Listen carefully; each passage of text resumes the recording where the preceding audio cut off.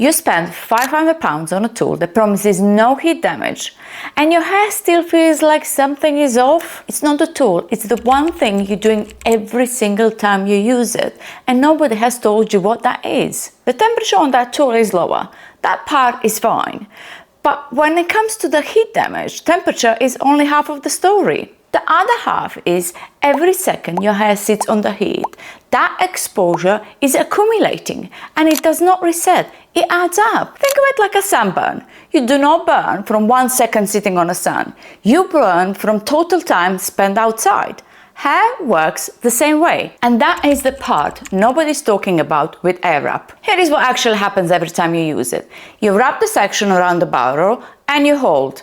As the Airwrap doesn't hold curls very well, you hold it for a while. Then you move to the next section, and then the next section. If the curl drops, you go back over it. By the time you have done full head of hair, those seconds have added up in something significant. The temperature is genuinely lower than most of the tools.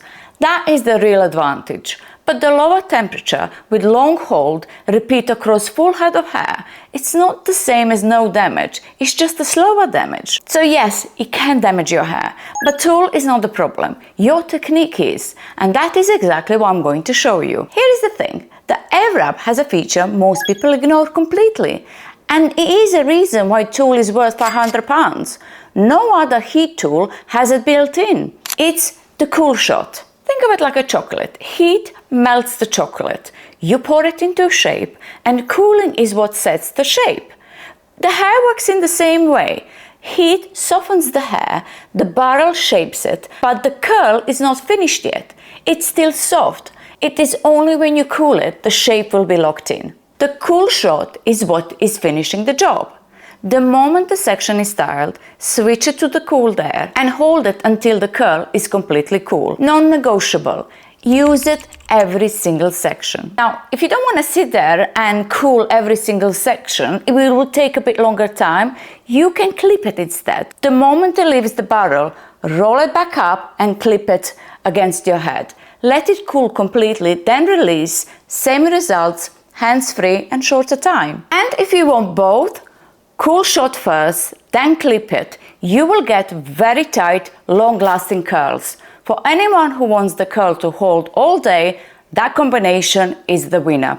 Second technique is simpler, small sections. The sections should never be thick. They should be nice and thin so the heat can fully dry and set your hair. If it's too thick, the inside strand will never fully reach the temperature. The curls look set when they come off, but then they drop. Smaller section means heat will reach all the way through your hair in less time and less total exposure. Every pass is doing its job completely. The Airwrap is generally safer than most heat tools, but safer does not mean technique stops mattering. It means the technique is finishing the job. Cool shot, every section. Non-negotiable. Smaller section, clip it if you need to. Let the cooling do its part. And if you want to know how every heat styling tool ranks for damage, I have a video on that. Go and watch it next. You got this. Bye!